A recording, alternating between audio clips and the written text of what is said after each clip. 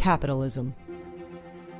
It's an economic system that has raised the living standards for billions of people worldwide. Capitalism is a system of people creating value for other people and a continued upward progress. We have gone from backbreaking poverty to the great wealth that we see around us. Yet capitalism can have a dark side. Worker exploitation, income inequality, environmental abuse, an excessive focus on profits that can erode even the strongest societies. But an emerging movement could help change all that. Conscious capitalism is a reimagining of the whole institution of capitalism. It's a business-driven solution to some of the greatest weaknesses in a free market economy. Two successful companies are making conscious efforts to engage their employees and to be environmentally responsible. As we get help from our customers, from our communities, from our governments, we think that that vision can become a reality sooner rather than later.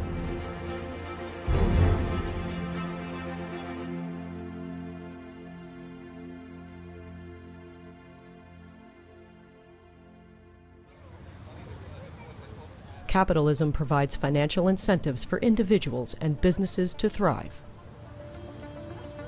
It has lifted billions of people out of poverty, raised living standards for entire countries, and increased life expectancies around the globe. What is capitalism? What I mean when I say capitalism is a truly free market. Every economic decision is voluntarily entered into by the buyer and the seller. I don't have to buy your product, and I can go somewhere else if I don't like your product. I don't have to work for you if I don't want to, and you don't have to hire me if you don't want to hire me. All of that is the market economy, and that's a free market. It allows everybody to choose. A business is usually organized to make money. It's what fuels growth and inspires businesses to innovate.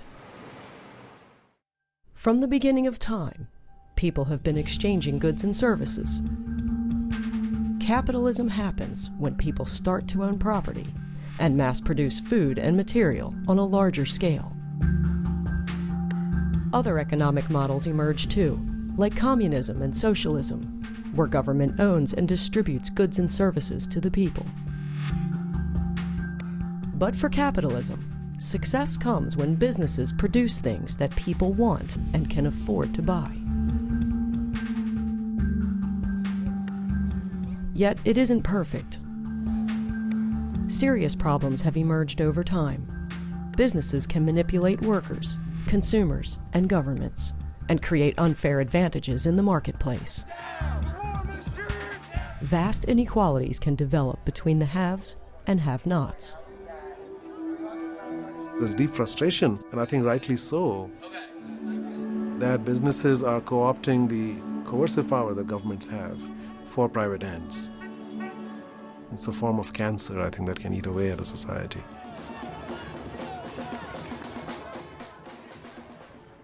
Conscious capitalism is a holistic rethinking about the whole foundations of this capitalist model. And these problems and these challenges will best be met by businesses, not by governments, not by other entities. Dr. Raj Sisodia is a professor of global business at Babson College.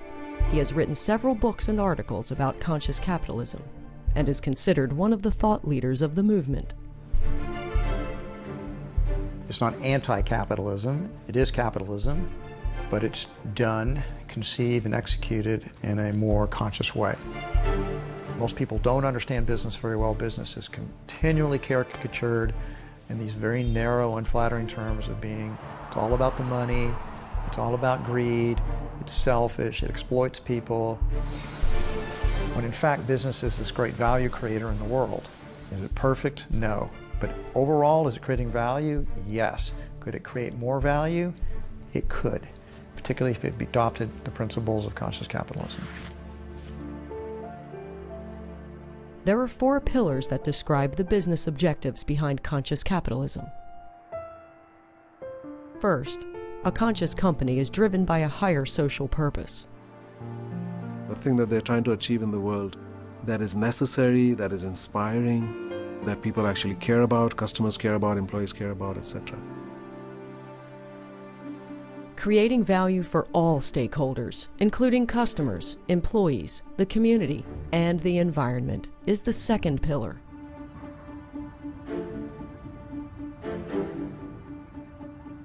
The third pillar centers on leaders who are driven by the company's purpose.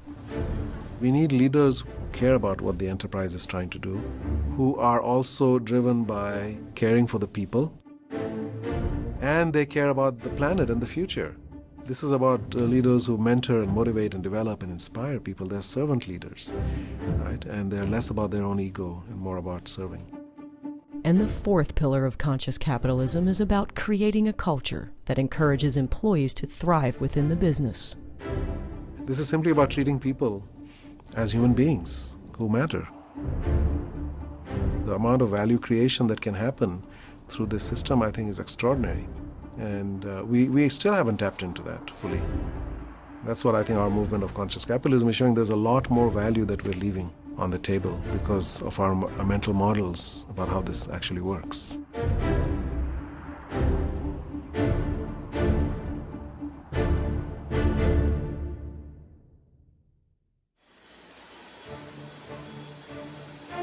Most American workers are unhappy with their jobs, which is common in companies that focus only on the bottom line. This was a big problem in early industrial America.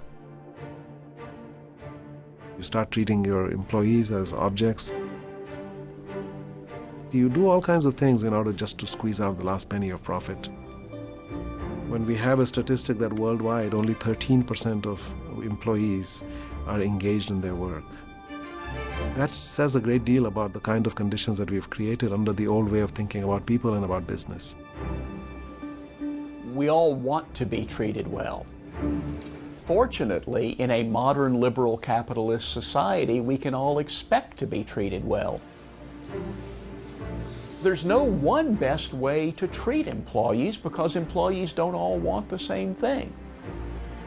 For one individual, the better deal may simply mean more money. For another individual, it may mean knowing you'll get off work at 5 o'clock so you can get home to be with your kids. For another one, it may mean being treated with respect and autonomy. Conscious companies strive to meet all of these wants in an effort to grow fundamentally stronger businesses. John Mackey is co-founder of Whole Foods Market, the world's largest natural foods retail chain, and a founding father of the conscious capitalism movement. A company like Whole Foods Market, it's all about the people. There is no Whole Foods Market without the people.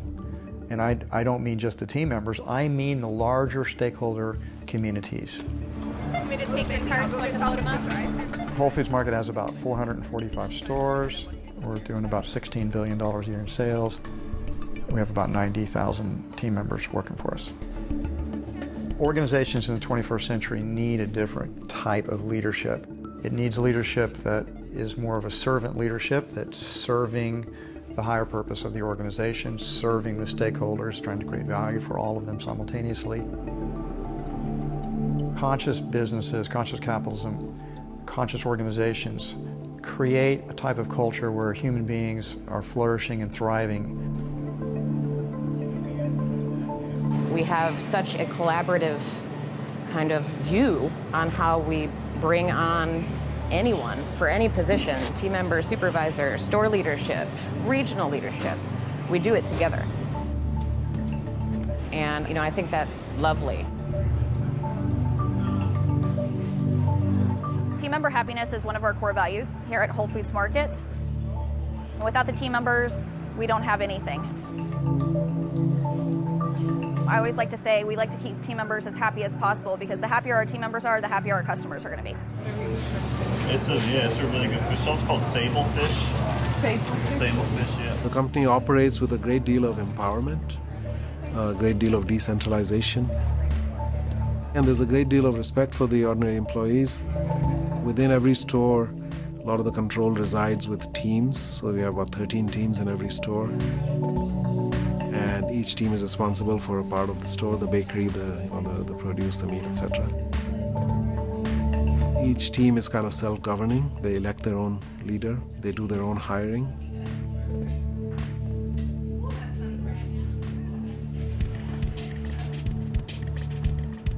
One measure of happiness at any job centers on wages.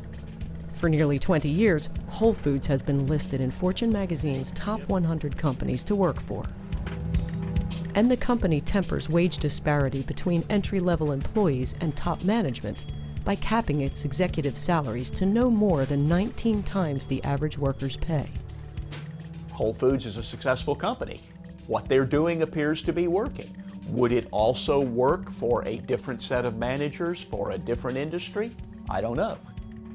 There are a lot of companies that are sharply criticized in the press for the way they treat employees or customers, and yet if customers keep coming and employees stay working there, it would suggest that both the customers and the employees are finding good value from that company.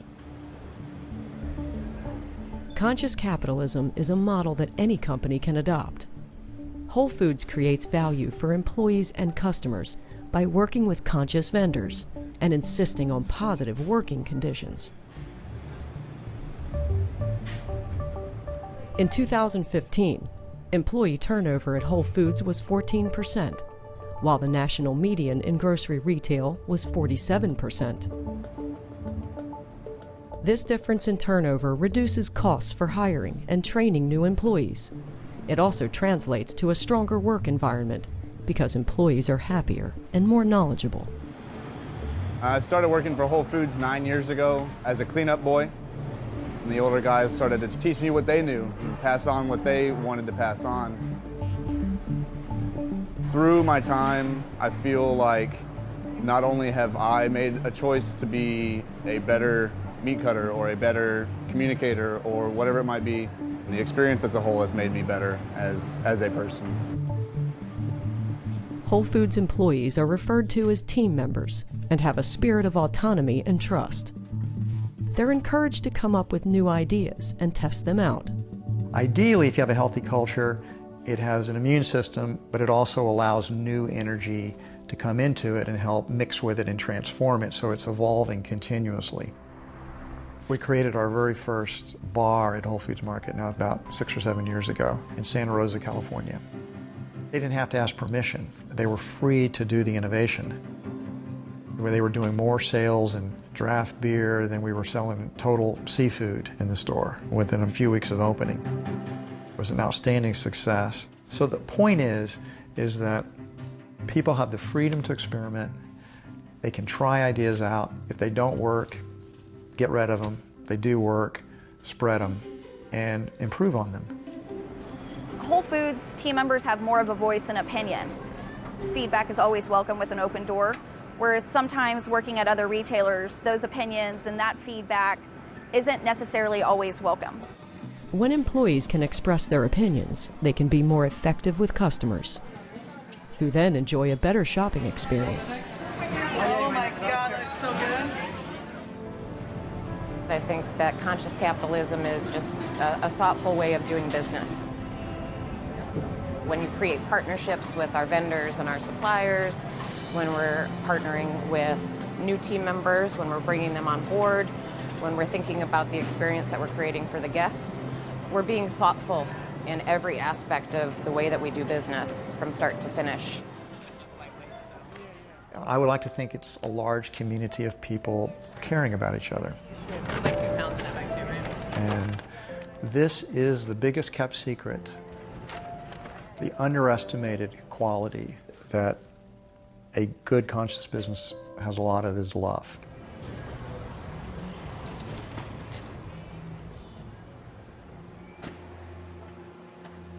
Sometimes I say you learn the essence of civilized society in kindergarten.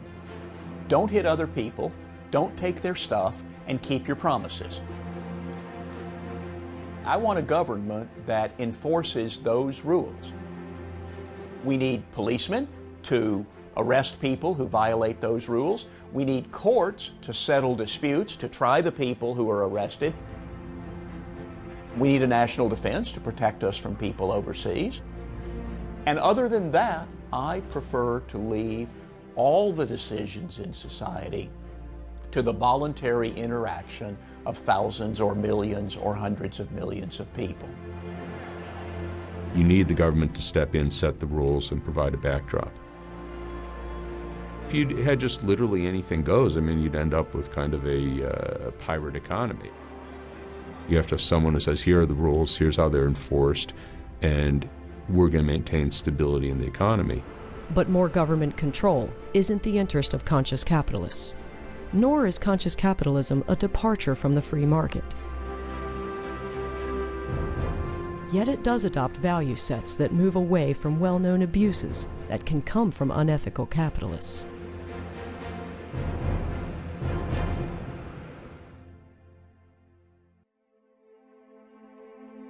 For centuries, businesses have exploited natural resources for short-term profit without regard for sustainability of our planet. There is a growing concern around the world about some of the consequences of the way in which we have generated prosperity, especially over the last 200 years or so. On the one hand, we've done tremendous things for ordinary people all over the world. But at the same time, the price that we have paid for our prosperity may be too high. I think most noticeably, what's happening with natural resources, what's happening also on our health and well-being, the chronic diseases that people have, the incidence of cancer and diabetes and many other things that are all increasing. We're realizing that there's a need for a fundamentally better way of thinking about this, which will allow us to still gain the benefits of prosperity and modernity, but actually do it in a way that we can survive on this planet and enable other living species also to survive. To me, that is the biggest factor that is driving the rethink of capitalism, that essentially what we're doing is not sustainable. One company has turned a mounting environmental problem into a cause and an asset. The trash and recycling giant, Waste Management, is at the forefront of conscious efforts. Their highly successful business model includes creating a cleaner and more sustainable environment. Conscious capitalism, the second word capitalism, we can't look beyond that. If we were a governmental agency, if we were a charity, we'd do things a lot differently. But we do have to look at things through that lens of capitalism where we need to make money. When you talk about the conscious capitalism part, that's where Waste Management, I think, separates themselves completely from all the other waste companies. The company challenged its employees to help solve landfill contamination problems. As a result, Waste Management has redefined trash and turned it into a money-making commodity. Very early on, we recognized that there was value in that material that you were paying us to take away. So we did a little study, and what we found out is that if we took all those materials you hand to us every day, and we were able to separate them, we would make about $13 billion of revenue by selling those materials. Each day, at a facility in Azusa, California, Waste Management processes more than 500 tons of recyclables, which lessens the input to landfills and creates a revenue stream by selling trash that can be used again. They are now the largest residential recycler in North America, recovering more than 14 million tons of material each year. What you're seeing here is the Waste Management Azusa Material Recovery Facility. It was built in 2014, and it separates all the commingled recyclables that people throw away in Southern California. The way the process works is it goes through a separation to remove the cardboard and newspaper away from all the bottles and cans and glass and metal that's in the waste stream.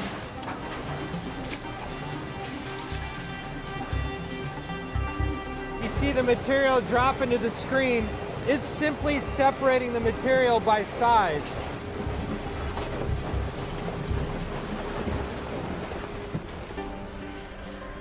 Another business opportunity arose when they needed to slow down the filling of their landfills. They began an organics recycling program at one of their sites in Northern California. Organics plus waste into the landfill equals about 1,200 tons a day.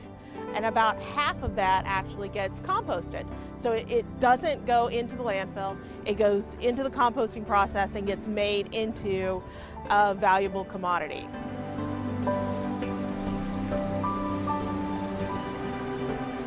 Before 1996, what happened to the green waste, it would come in and either get landfilled or it would be used as what we call alternative daily cover. So at the end of the day, we would put the green waste on top of the garbage to cover it.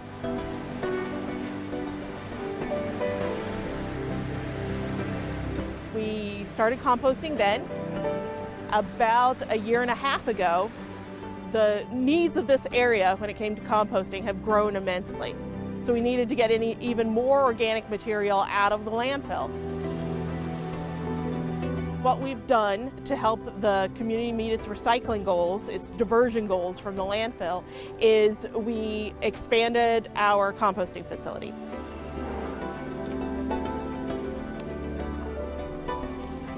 We take yard waste, we take landscape waste, we take food scraps from residential customers, and that all becomes the product you see behind me. Ready to go back out to the gardeners and the farmers that generated the food scraps and green waste in the first place.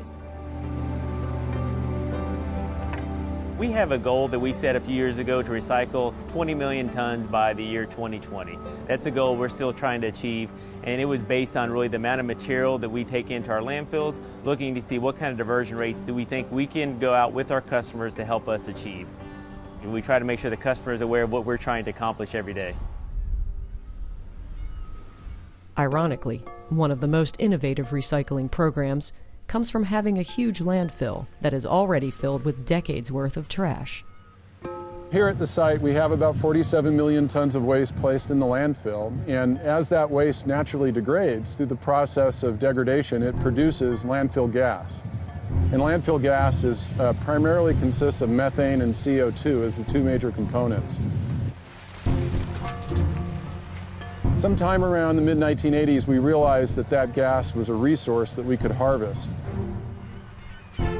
Employees proposed that the company invest in a long-term solution, build a plant that could turn the methane from the landfill into an operational resource, liquefied natural gas. When we set off to look at whether or not an LNG plant would make sense, a big part of the initial question was, where would you do it and why? And this site stood out because it was large. It was in an area where the community and the customers were looking for innovative approaches, and we had a lot of gas available. When you went up to our Altamont landfill, what you saw is what I call our environmental closed loop. We pick up that waste, we put it into our landfill. When it goes into our landfill, it creates methane gas. Methane gas is 22 times more harmful as a greenhouse gas than carbon dioxide. So if your waste just biodegraded in your backyard, it's going to create that methane gas. What do? We capture that methane gas. We don't let it go into the environment. We turn it into liquefied natural gas. That liquefied natural gas then goes to fuel the very truck that goes out to pick up your waste and bring that waste back to the landfill. The plant consumes about 2,500 cubic feet per minute of landfill gas. And from that gas, we can produce about 13,000 gallons a day of LNG fuel. That 13,000 gallons will fuel over 300 garbage trucks that go into our communities. And we will send that fuel to about 6 or 7 different locations throughout California, from San Diego all the way up here to the Bay Area.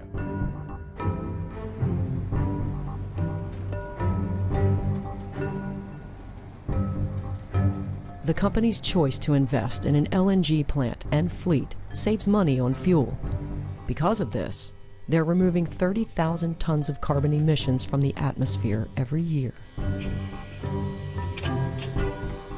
When we talk about the conscious part of conscious capitalism, for us, it means never forgetting that we do need to make money as a for-profit business, but also understanding that what we do matters. You know, what we do matters from an environmental point of view, what we do matters from a recycling point of view, what we do matters from a greenhouse gas point of view. And trying to minimize our footprint while maximizing our profits, that's the trick we play every day at Waste Management.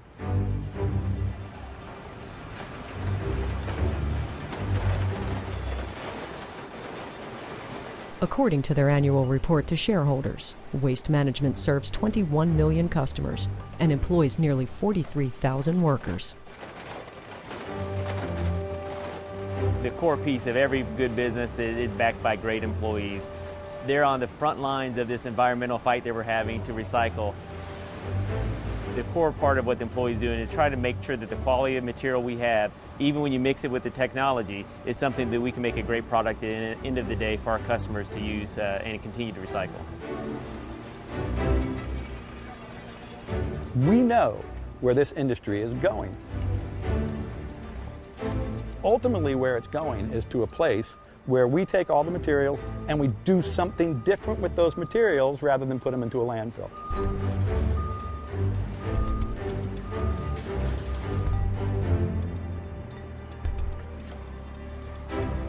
I like to say with the landfills, all we're doing with the landfills is we're storing that material until at some point in time we can go in and mine that material too to make better beneficial use out of it. But the vision for this company is to take that 100 million plus tons of waste that you paid us every day to haul away and to take it and to get the highest value out of it. For us, that not only makes environmental sense, but it makes economic sense.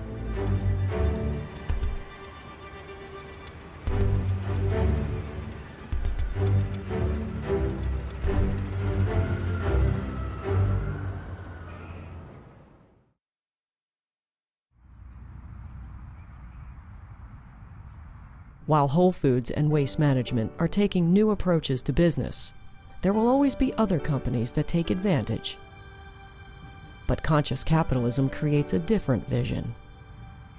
If you think about it, none of this is that revolutionary. This is pretty much common sense.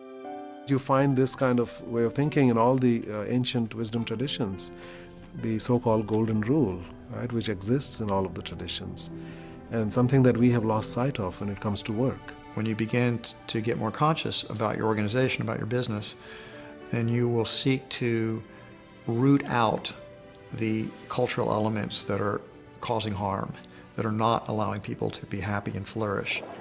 Conscious capitalism, then, is a response to the problems that people bring to a market-driven system. Perhaps its most important byproduct is the confidence that it creates for customers and all stakeholders. How do we make sure that every dollar we invest is the right thing for our shareholders and the right thing for the environment? We need the help from our customers. We need the help from our communities. We need the help from our governments in order to do that. We stand ready, willing, and able to do it. As the economy continues to improve, optimism around the American dream will also improve. But I think the American dream is here to stay in the minds of most Americans. It isn't about being wealthy for Americans, and it's not even about being middle class. It's much more about being able to sleep well at night, knowing that through your own hard work, your own ambition, enough resources to provide for yourself and your family. If this becomes the default way of being for business, then it will fundamentally transform the lives of everybody on this planet. It's about human beings being free to do the right thing, by each other and for themselves. And if we stay true to that principle, I think we'll be fine. I think it'll just get better and better.